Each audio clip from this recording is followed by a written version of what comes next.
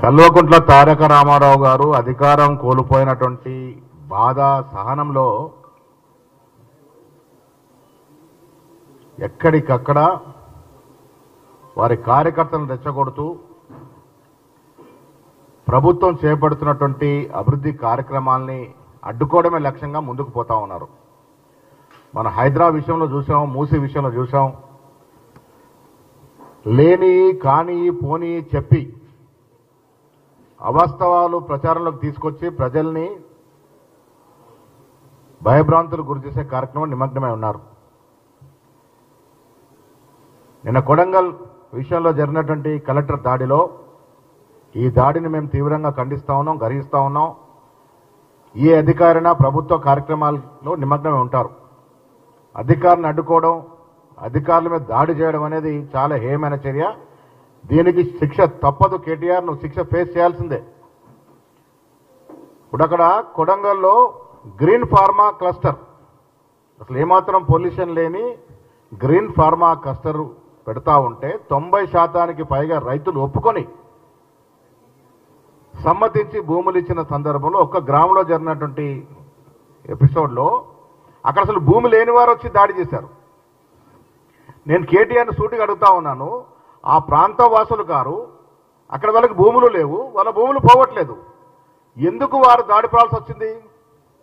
ఇదంతా కూడా కుట్రలో భాగంగా ప్రభుత్వాన్ని డిస్టర్బ్ చేయాలనే కార్యక్రమంలో భాగంగా వారి కార్యకర్తల్ని, వారే ఒప్పుకున్నారు వారి కార్యకర్తలు అక్కడ భూములు లేని కార్యకర్తలు, ఆ ప్రాంతంతో సంబంధం లేని కార్యకర్తలు తాగి వచ్చి కలెక్టర్ మీద దాడి చేసినారంటే ఇదో కుట్రలో భాగంగా జరిగింది.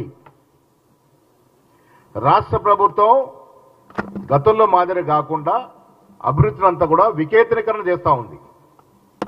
గతంలో హైదరాబాద్కే కేంద్రీకృతమైనటువంటి అభివృద్ధి పలు ప్రాంతాలకు విస్తరించాలని క్లస్టర్లుగా విభజించి పలు ప్రాంతాల్లో అభివృద్ధి కార్యక్రమాలు కంపెనీలు తీసుకొస్తా ఉంటే మీరు ఓర్వలేక ఈ రకమైనటువంటి దాడులకు పాల్పడుతున్న విషయాన్ని తీవ్రంగా ఖండిస్తా ఉన్నాం. వాస్తవాలు బయటకు వచ్చాయి. ఐజీ గారు, పోలీస్ డిపార్ట్మెంట్ జరిగిన ఇన్వెస్టిగేషన్లో కేటీఆర్ ఫోన్ కాల్ పోయిన తర్వాతే ఇక్కడ నరేందర్ రెడ్డి గారు వారి కార్యకర్తల్ని రెచ్చగొట్టి ఉసిగొలిపి కలెక్టర్ మీద దాడికి పాల్పడ్డారు. కాబట్టి దీంట్లో మొదటి ముద్దాయి కేటీఆర్ఏ. మేము ప్రభుత్వాన్ని విజ్ఞప్తి చేస్తా ఉన్నాం, దీంట్లో ఎవ్వరిని కూడా వదలడానికి వీల్లేదు. ప్రభుత్వ కార్యక్రమాల్ని, సంక్షేమ కార్యక్రమాలు అడ్డుకున్నాడు ఎవరైనా నేరస్తుడే. కేటీఆర్ దీంట్లో భాగం ఉంది కాబట్టి ప్రభుత్వం దీని మీద నిష్పక్షపాతంగా స్పష్టంగా ఇన్వెస్టిగేషన్ చేసి చర్యలు తీసుకోవాల్సిందే. అభివృద్ధి విషయంలో కాంగ్రెస్ ప్రభుత్వం కాంప్రమైజ్ లేదు, సంక్షేమ ఫలాల పంపిణీ విషయంలో కాంప్రమైజ్ లేదు. ఇలాంటి శక్తులు, నాయకులు ఎవరొడ్డొచ్చినా ఈ రాష్ట్రంలో జరుగుతున్న అభివృద్ధి ఆగదు, సంక్షేమం ఆగదు. ఒడ్డు వస్తే చర్యలు కూడా తప్పవు. ప్రజలు కూడా అర్థం చేసుకోవాలి. నేను ప్రజలకు విజ్ఞప్తి చేస్తా ఉన్నాను, అక్కడ జరిగిన దాడి సంఘటనలో ఆ ప్రాంతవాసులు గారు అక్కడ వాళ్ళకు భూములు లేవు, వారికి నొప్పేంటి, బాధేంటి? రైతులు గారు ఎందుకు దాడికి పడవలసిన అవసరం వచ్చింది? ఇప్పుడు నా భూమి పోతుందంటే నేను బాధపడేనా, కోపానికి గురైతే గురి కావచ్చు. నాకు భూమి లేదు, నేను రైతును కాదు, అక్కడ నాకు సంబంధం లేదు. సో అలాంటి వ్యక్తులు దాడి చేశారంటే కుట్ర, ఉద్దేశపూర్వకంగా ఈ ప్రభుత్వాన్ని డిస్టర్బ్ చేయాలనే తంత్రంలో మార్గంగానే జరిగింది. తప్పకుండా ప్రభుత్వం దీని మీద తగు చర్యలు తీసుకోవాల్సిందిగా విజ్ఞప్తి చేస్తా ఉన్నాం.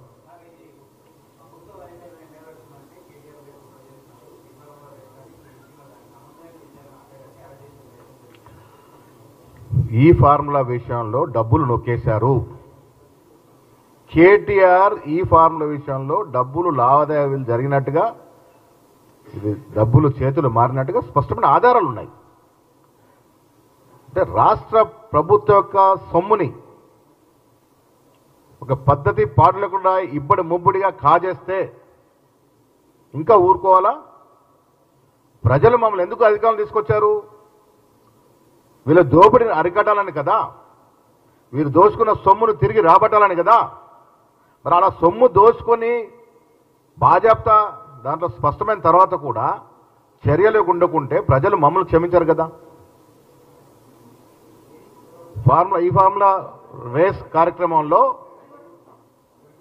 కేటీఆర్ హస్తం ఉంది. ఆయనే ఒప్పుకున్నాడు. ఒక ప్రొసీజర్ ప్రకారం జరగలేదు, డబ్బులు డ్రా అయినాయి. ఇది ప్రభుత్వ సొమ్ము. ఎవరు జాగిరని మీరు డబ్బులు డ్రా చేశారు, ఎవరు జాగిరని మీరు డబ్బులు ఇచ్చినారు ఒక ప్రైవేట్ కంపెనీకి. ప్రభుత్వ సొమ్ము కాజేసిన దాంట్లో కేటీఆర్ ఇరికిపోయినారు కాబట్టి చర్యలు ఉండాలని ప్రజలు కోరుకుంటా ఉన్నారు.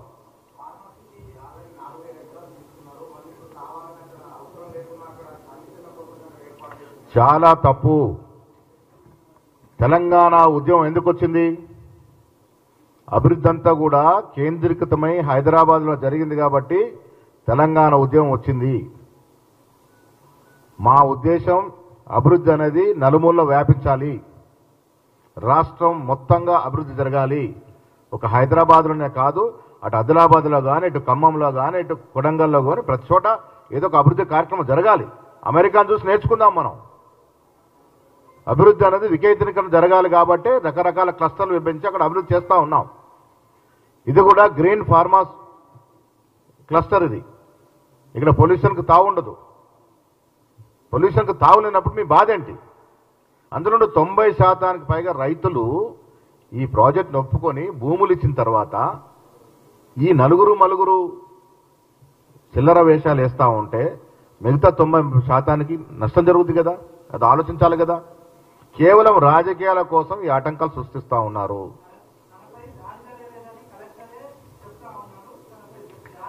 వీడియోలో బాజాబ్తా కనబడతా ఉంది. కలెక్టర్ని ఏ విధంగా తోశారు, ఏ విధంగా తోపులాట జరిగింది, ఏ విధంగా కారులో ఎక్కించినారు మనం చూస్తూ ఉన్నాము. వీడియోలు సాక్ష్యాలు కనబడతా ఉన్నాయి కదా. ఏది ఏమైనా అధికారుల మీద దాడులు జరగడం అనేది ఏమైనా చర్య. అది ఏ ప్రభుత్వంలో కానీ ఎవరు చేసినా తప్పే. అది ఎవరు ప్రోత్సహించినా, ఎవరు రెచ్చగొట్టినా అది తప్పే. పోలీస్ ఇన్వెస్టిగేషన్ ప్రకారం ఎవరు దోషులుగా తేలితే వారి మీద చర్యలుంటాయి. మేము కోరుకునేది కూడా, ప్రభుత్వాన్ని వినియోగించేది కూడా, తప్పు ఎవరు చేసినా ఉపేక్షించవద్దని. అభివృద్ధికి ఆటంకం కలిగితే తరతరాలుగా బాధపడాల్సి వస్తుంది. మనం ఇవాళ జరగాల్సిన అభివృద్ధి ఆగిపోతే మనం కాదు, మన వెనుకొచ్చి తరాలు బాధపడాల్సి వస్తుంది. అది గ్రహించుకొని ముందుకు పోవాలి. రాజకీయాలు చేయండి, రాజకీయాలు మాట్లాడండి. మేము తప్పులు చేస్తే నిలదీయండి, మేము సరిదిద్దుకోవడం సిద్ధంగా ఉన్నాం. రేవంత్ రెడ్డి ముఖ్యమంత్రి గారికి భేషజాలు లేవు. ఏదైనా తప్పులు జరిగితే కూడా మేము సరిదిద్దుకుంటాం. ఇది స్పష్టంగా రేవంత్ రెడ్డి గారు, భట్టి గారు చెప్పడం జరిగింది. సో ఏది లేకుండా కేవలం రాజకీయాల కోసం, మీ అవసరాల కోసం ప్రజల్ని వాడుకుంటాము, ప్రజల్ని రెచ్చగొడతాము, అభివృద్ధిని ఆటుకుంటాము అంటే మాత్రం ఉపేక్షించేది లేదు. ఇది ప్రభుత్వం యొక్క స్పష్టత అనే మాట కూడా నేను స్పష్టం చేస్తా ఉన్నాను. డెఫినెట్గా కాంగ్రెస్ పార్టీ కార్యకర్తల కృషి వల్ల మేము అధికారంలోకి వచ్చాము. మొదటి సంవత్సరం ఉత్సవాలు ప్రతి కార్యకర్త జరుపుకుంటారు. కార్యక్రమాలు ఇవ్వబోతా ఉన్నాం. రేపటి నుండి కాంగ్రెస్ పార్టీ ఈ విజయోత్సవాలు జరుపుకుంటుంది. ప్రభుత్వ పరంగా జరిగే కార్యక్రమాల్లో కూడా కార్యకర్తలు భాగం పంచుకుంటారు. పార్టీ పరంగా కూడా కార్యక్రమాలు ఉంటాయి. బహుశా 2 కానీ 3 కానీ మేము కూడా ఒక బహిరంగ సభ పెట్టి ఈ ప్రభుత్వం సంవత్సరం పాటుగా తీసుకున్నటువంటి అభివృద్ధి సంక్షేమ ఫలాల మీద విశ్లేషించి, చర్చించి, వారు తీసుకున్న సాహసమైన నిర్ణయాల మీద హర్షం వ్యక్తం చేస్తూ వారందరినీ కూడా సన్మానించుకునే కార్యక్రమం పిసిసి చేపడుతుంది. బహుశా 16 నుంచి ఎల్లుండి నుంచి నేను జిల్లాల పర్యటన పోతాను. మొదటగా కరీంనగర్ పార్లమెంట్ల వారీగా జిల్లాల పర్యటన ఉంటుంది. మొదటి పార్లమెంట్ కరీంనగర్ 16న ఉండబోవచ్చు, 18న మెదక్. ఆ రకంగా షెడ్యూల్ మీకు ఇస్తాం.